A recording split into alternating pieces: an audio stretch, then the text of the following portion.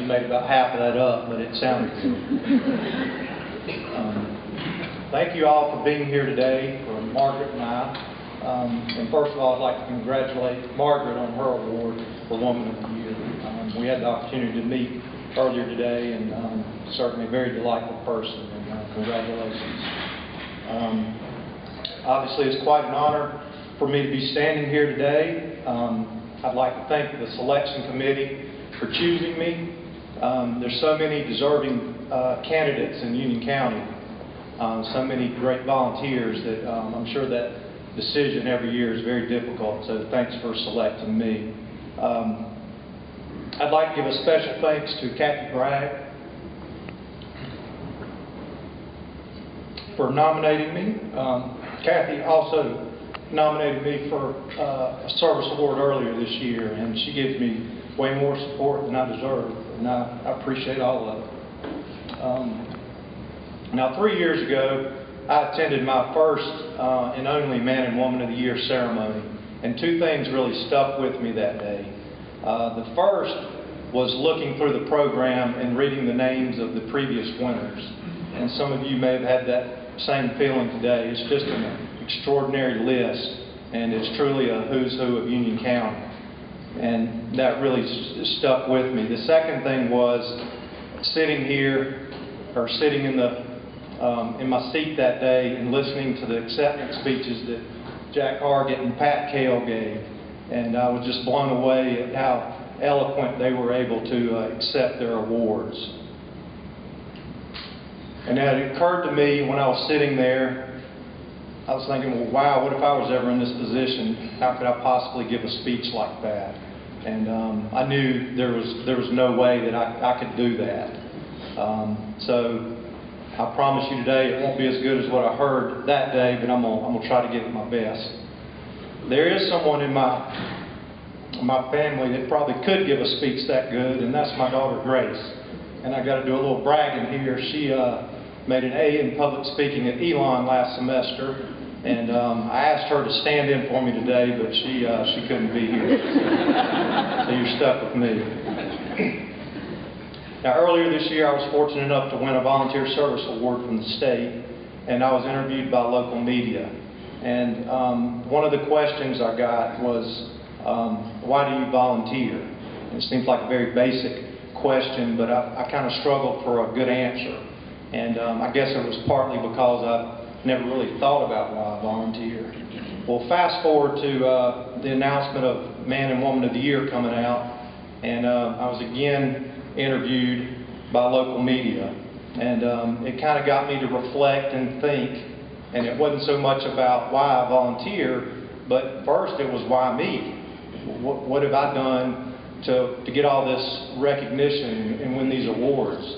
And so I moved on from that. I accepted the fact that people thought enough of me and what I'd done, and it awarded me, but it got me to, reflect and think back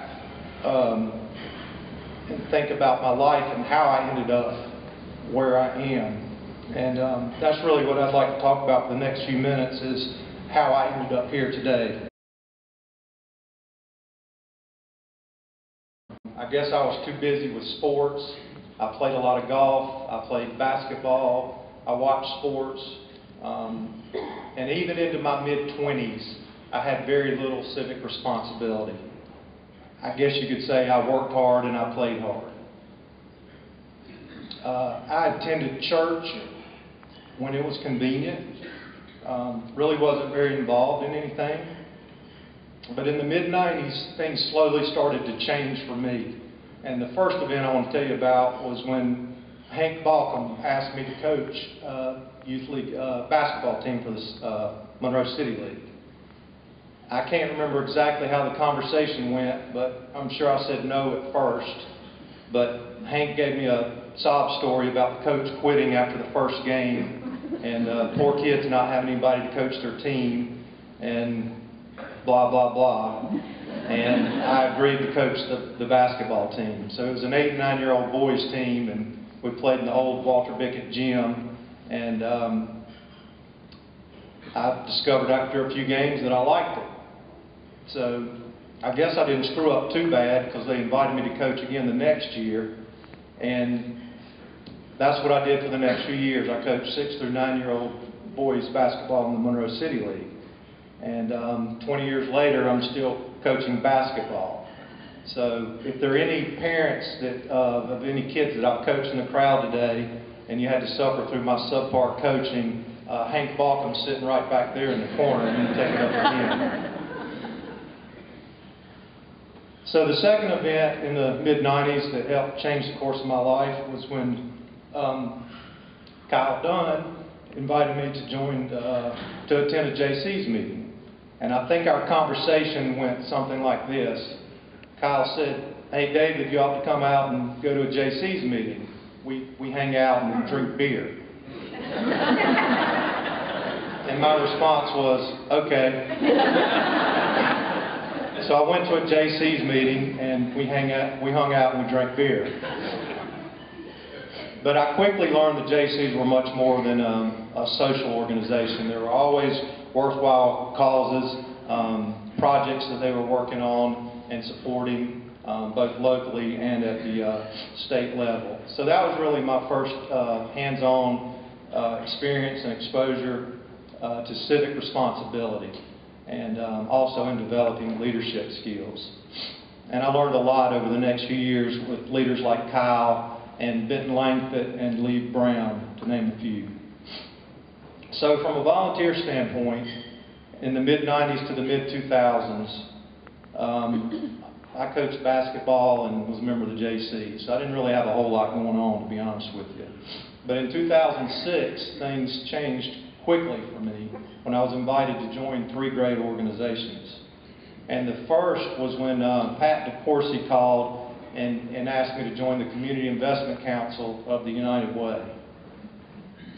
So I certainly knew about the United Way, but I didn't have much knowledge of it, and didn't really know what the Community Investment Council did. So he explained that that's the group that divvies out the funds that were collected that year to all the nonprofits that United Way supports. So I agreed to serve a 3-year term. Well, a few months later, Kathy Bragg, who I hadn't known too long at the time, she was the director of the Union County Red Cross. She invited me to join the board there. And so, again, I hadn't known Kathy that long, but I knew what I knew of her. I was very impressed, so I was honored to be asked, and I accepted a 3-year term for the Red Cross. And then I don't think it had been but a few weeks went by, and Jack Target called, and Jack was the chairman of the board at the Union County Community Shelter, and Jack invited me to join that board. And Jack and I, as he said earlier, we go way back, and I knew what he was doing for the community, and I knew what I was doing paled in comparison, so I accepted a 3-year things at the United Way. I learned about organizations that I, quite honestly didn't even know had existed prior to that. My board membership with the Red Cross and the shelter, I was able to get an in-depth knowledge of these great organizations and the great missions that they have. So I was able to serve under great leadership from Kathy Bragg and Sheila Crunkleton over the next few years. Now I'm going to read you a quote that's credited to Ben Franklin, and he said, "If you want something done, ask a busy person." And I think most of us wouldn't argue with that advice. I know I've been in meetings before, committee meetings, and the subject of new members has come up, and usually the first names that are thrown out are the busiest people we all know, and they always find a way to get it done. Well, you might could make the case the past 8 or 9 years that I was one of these busy people, but in 2006 you certainly couldn't make that case. Pat and Kathy and Jack all took a chance on me with the limited background I had and the unpolished resume, and for that I'm thankful, because it helped shape my life for the next 9 years.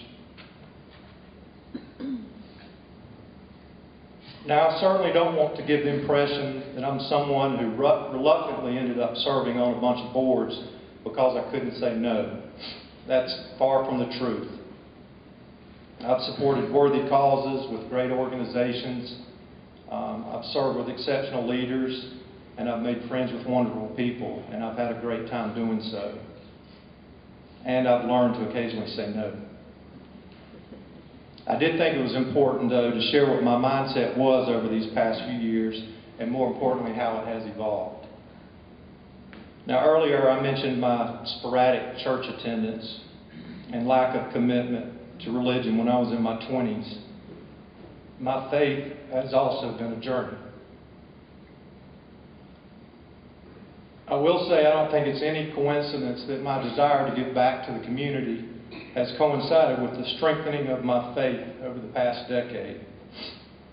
I'm a member of Central United Methodist Church, and there I have many great role models.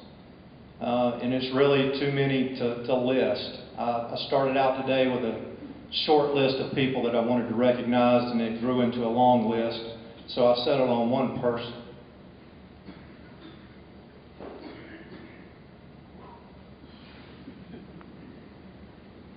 And that's my mother. When I was in my 20s, I wasn't really settled on a career, and there was a couple of times when I needed to move home, and Mom accepted me with open arms. I certainly didn't appreciate it then, but I do now. So thank you, Mom. But it was during these stints at home that I observed her quietly reading her Bible, faithfully making her tithes every month, attending church, and singing in the choir every week. And she might not have known it, and I know I didn't, but a seed was planted. She led by example then, as she still does today. And as I said, there are many others at Central Methodist that have influenced me, and I'm thankful for each and every one. So in summary, I'm here to accept this award on behalf of many people. I've had wonderful role models and served with great leaders, but most importantly, I had a few people that were willing to go against Ben Franklin's advice and take a chance on someone who wasn't a busy person. So before closing, there are two other special people that I'd like to thank. My wife, Susan, my daughter, Grace. You know, often committee meetings, board meetings are held at night. Basketball practice is usually held at night. Work commitments, you know, cause us to work late. So I've missed a lot of dinners over the years. But I'm thankful for Susan and Grace's support. I could always count on a welcome home smile no matter what hour I got home. One has heard the saying, behind every great man stands a great woman. I'm not sure who said this, although I'm pretty sure it wasn't Ben Franklin. Well, I'm certainly not great, and Susan certainly isn't behind me. Matter of fact, she's usually in front of me.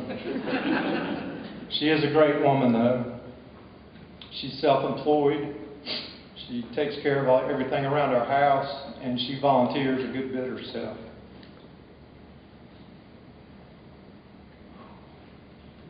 She's a wonderful wife and an incredible mother. I may be Man of the Year this year, but she's my Woman of the Year every year. Thank you.